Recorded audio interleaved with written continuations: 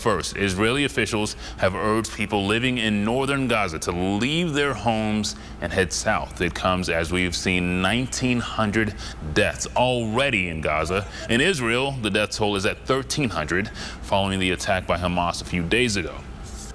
I think about the terror that they must have felt while they were being kidnapped. A local man in search of loved ones who disappeared during the Hamas attacks in Israel. ABC 10 News reporter Michael Chan looks at the scene left behind at the family member's home.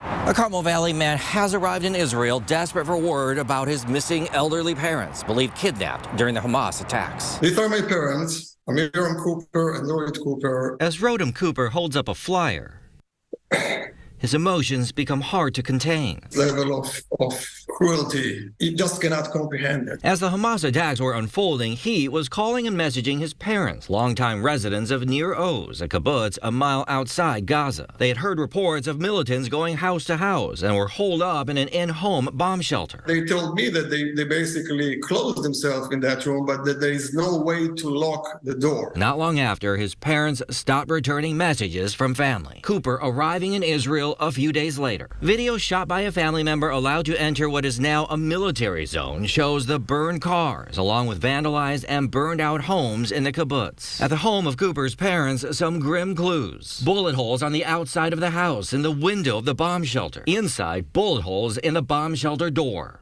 I think about the terror that they must have felt. They were being pulled out. Amid the horrifying scene, Cooper focuses on one detail. We did not see blood stains. The lack of blood and some phone tracking data point to the couple being kidnapped. In total, in a kibbutz of about 350 residents, 80 are missing, many of them seniors and young children. At least 20 others died during the attacks. As Cooper waits for word, he formed a group to gather medications needed for the kidnap victims. The negotiation going to take long.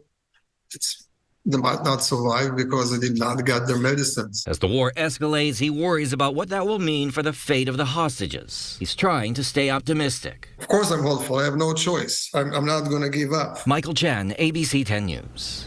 Cooper is hoping to find sightings of his parents in videos posted on media and social media.